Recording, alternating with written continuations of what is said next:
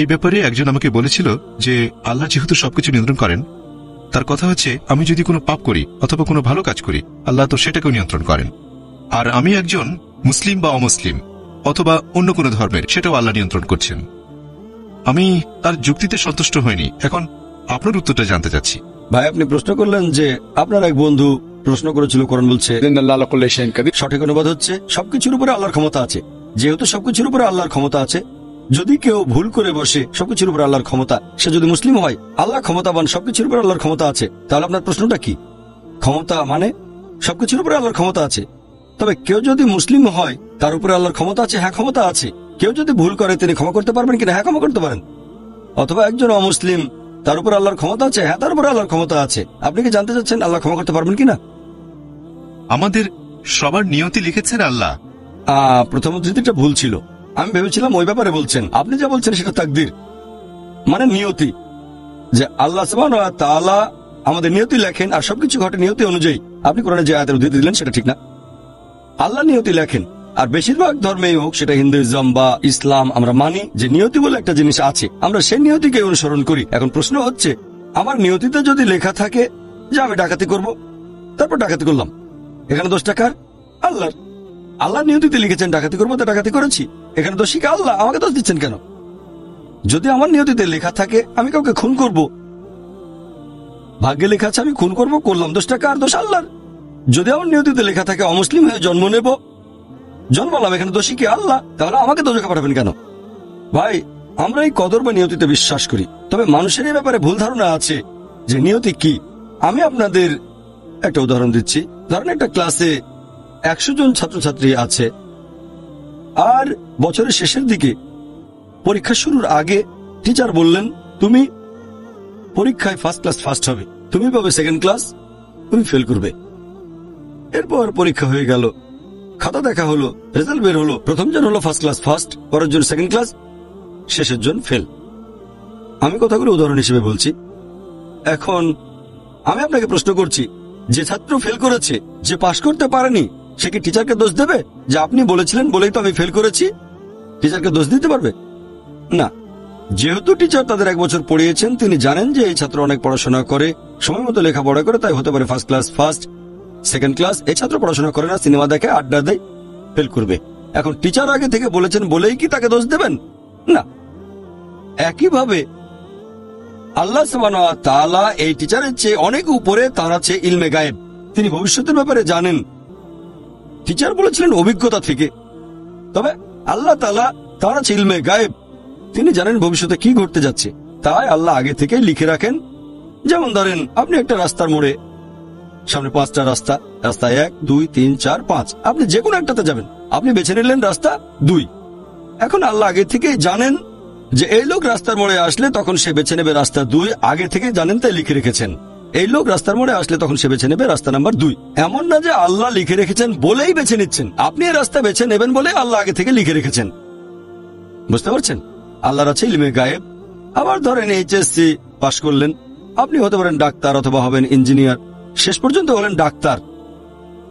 ব্যাপারটা এমন না যে আল্লাহ লিখে রেখেছেন তাই আপনি ডাক্তার হয়েছেন। আল্লাহ জানেন এইচএসসি পাশ করার পর আপনি ডাক্তারও হতে পারেন, ইঞ্জিনিয়ারও হতে পারেন, দুদিকে নাম্বার ভালো, পিসিবিএম, ফিজিক্স, কেমিস্ট্রি, বায়োলজি আর ম্যাথ, ভালো নাম্বার, তারপর আপনি হলেন একজন ডাক্তার। আল্লাহ জানেন আপনার অপশন দুটো, শেষ পর্যন্ত ডাক্তার হবেন, তাই আল্লাহ লিখে রেখেছেন আপনি ডাক্তার হবেন। এরপর যখন কর্মজীবন শুরু করবেন, তখন সৎ উপায়ে 1000 টাকা কামাতে পারেন বা চুরি করতে পারেন, আপনার খুশি, ঠিক করলেন চুরি করবেন। আল্লাহ জানেন এই লোক যখন বড় হবে তখন তার দুটো অপশন থাকবে, সৎভাবে টাকা উপার্জন করা বা চুরি, আর সে চুরি করবে।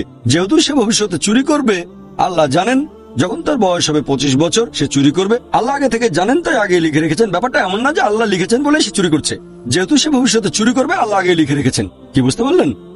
তাহলে নিয়তি মানে আল্লাহ আগে থেকে লিখে রেখেছেন। কিছু ব্যাপার ফিক্সড, যেমন কখন আপনি জন্মাবেন ইত্যাদি। এছাড়া অন্যান্য কাজগুলো আপনার উপরে, আপনি ঠিক করবেন। কবি আল্লামা ইকবাল বলেছেন, खुद को कर इतना बुलंद कि तकदीर के पहले अल्लाह अपने बंदे से खुद पूछे बताते रजा क्या है। যে নিজেকে এতটাই মহান করে তোলো যে নিয়তি লেখার আগে আল্লাহ নিজে জিজ্ঞেস করবেন তার বান্দাকে যে তোমার ইচ্ছাটা কি। এটা একটা শায়রি। তাহলে আমাদের বিভিন্ন কাজে দায়ভার আমাদেরই। দায় সব আমাদের। এখন কোন লোক যদি এভাবে বলে যে আমি পাপ করেছি, এখানে দায় কার? দায়টা তার নিজের। আল্লাহ তাকে অপশন দিয়েছেন যে এই পথ নির্দেশ, মেনে চলেন। মেনে চললে ঠিক আছে, না মানলে দায়ভার আপনার। একইভাবে কেউ অমুসলিম, সে যে একজন অমুসলিম, এই দায়ভারটা কার? আমাদের প্রিয় নবী মুহাম্মদ সাল্লাল্লাহু আলাইহি সাল্লাম বলেছেন, প্রত্যেক শিশু জন্মে নেয় ঈদুল ফিতরে, সে জন্মায় মুসলিম হিসেবে। মুসলিম মানে যে আল্লাহ তাআলার কাছে আত্মসমর্পণ করে। প্রত্যেকটা শিশু যখন জন্মায় তখন তার হার্টবিট আল্লাহর পথে থাকে, তার নিঃশ্বাস প্রশ্বাস আল্লাহর পথে থাকে, তার ইচ্ছেগুলোও সব আল্লাহর পথে। পরবর্তীতে আমাদের নবী বলেছেন তাকে প্রভাবিত করে তার গুরুজনেরা, তার বাবা মা, তারপর সে শুরু করে মূর্তি পূজা অথবা শুরু করে অগ্নি পূজা, এভাবে হয়ে যায় অমুসলিম। সেজন্য কোন অমুসলিম যখন ইসলাম গ্রহণ করে, কনভার্ট শব্দটা সঠিক না, এখানে সঠিক শব্দ হচ্ছে রিভার্ট। প্রত্যেক মানুষ জন্মায় মুসলিম হয়ে, পরবর্তীতে ভুল পথে গিয়ে আবার যখন ফিরে আসে, এখানে সঠিক শব্দটা রিভার্ট। তাহলে আপনার অমুসলিম বন্ধুকে বলেন, এই যে এই নেন কোরআন, মেনে চলেন, আপনার সুযোগ আছে মুসলিম হয়ে যাওয়ার। বলেন, কোরআন পড়েন, মেনে চলেন। যদি কোনো সমস্যা হয় আমাকে জিজ্ঞেস করেন, অথবা IRF নামে একটা প্রতিষ্ঠান আছে, সেখানে যেতে পারেন, তারা আপনাকে সাহায্য করবে। এই বইটা নেন, আগামীকাল আর কাউকে বলতে পারবেন না যে আপনি মুসলিম হওয়ার সুযোগ পাননি। ঠিক যদি সে উল্টো বলে আপনিও বাইবেল পড়েন অথবা বেদ পড়েন, হিন্দু অথবা খ্রিস্টান কোনো বন্ধু, আমার ভিডিও ক্যাসেটগুলো দেখেন, বেশ কিছু যুক্তি পাবেন। দুই দিকে এটা হচ্ছে two way traffic, one way না। আপনার বন্ধু আপনাকে উল্টো বলতে পারে, এই যে বাইবেল নেন, পড়েন, খ্রিস্টান হয়ে যান, তখন আপনি বলবেন আমি আপনার চেয়ে বেশি খ্রিস্টান। ঠিক না? ঠিক। তাহলে two way traffic, one way না। আমি বিশ্বাস করি এরকমই। ওয়ান ওয়ে ট্রাফিক আসলে ভুল। সুযোগ তো দুই পক্ষকে দিতে হবে। আমাদের আল্লাহ মাথায় বুদ্ধি দিয়েছেন, আমাদের যুক্তি দিয়েছেন, যে কারণে আমরা মানুষ জাতি সবার উপরে। কারণ এই না যে আমরা দেখতে সুন্দর, হ্যান্ডসাম। আমরা এই বুদ্ধি ব্যবহার করবো যাতে সত্যের পথে আসতে পারি। আপনার অমুসলিম বন্ধুকে বলেন যে হ্যাঁ, আল্লাহ আমাদেরকে দিয়েছেন স্বাধীন ইচ্ছা, আমরা বেছে নিতে পারি। তবে আল্লাহ আগে থেকেই জানেন যে এই লোকটা পবিত্র কোরআন পাওয়ার পরে সে মুসলিম হয়ে যাবে। সেখানে মনে করেন দুজন লোক, আল্লাহ জানেন প্রথমজন ইসলাম গ্রহণ করবে, দ্বিতীয়জন করবে না। আমি বা আপনি জানি না, এমনি উদাহরণ দিচ্ছি। আমি আসলে জানি না প্রথমজন ইসলাম গ্রহণ করবে নাকি দ্বিতীয়জন, একজন হবে না নাকি দুজনে হবে। আমি একটা উদাহরণ দিচ্ছি। যদি প্রথমজন হয়, সে কথা তার তকদিরে লেখা আছে, তাকে কোরআন দেওয়া হয়েছে, এরপর সে পড়েছে, এখন মুসলিম হবে অথবা হবে না। আর শেষ বিচারের দিনে পবিত্র কোরআন বলছে যারা সত্যকে অস্বীকার করেছে তাদের কেউ সেদিন এই কথাটা বলবে না আল্লাহ আমার সাথে অবিচার করলো, তারা শুধু বলবে আমাকে ক্ষমা করো। আল্লাহ বলবেন দেরি হয়ে গেছে, অনেক দেরি। তাহলে আল্লাহ বলেছেন যে সেই সব মানুষ যাদের দোজখে নিক্ষেপ করা হবে, তাদের কেউ সেদিন আল্লাহর বিচার নিয়ে প্রশ্ন করবে না, কারণ সবকিছু থাকবে তাদের সামনেই। আমরা যেমন আজকে রেকর্ড করে কালকে দেখাতে পারবো, আমি জানি না আল্লাহ সেটা কিভাবে করবেন। আল্লাহ বলেছেন তোমার অঙ্গ প্রত্যঙ্গ তোমার বিরুদ্ধে সাক্ষ্য দেবে, চোখ তোমার বিরুদ্ধে সাক্ষ্য দেবে। তাহলে সেখানে সাক্ষী হিসেবে কাউকে লাগবে না, নিজেই বুঝতে পারবেন আপনার ভুলগুলো কি কি ছিল। তারপর আল্লাহর কাছে অনুরোধ করবেন আমাকে ক্ষমা করো, আল্লাহ বলবেন দেরি হয়ে গেছে। সুযোগ দেওয়া হয়েছে পৃথিবীতে, আপনি একের পর এক ভুল করেছেন, আল্লাহ সুযোগ দিয়েছেন, ভুল করেছেন, আল্লাহ সুযোগ দিয়েছেন।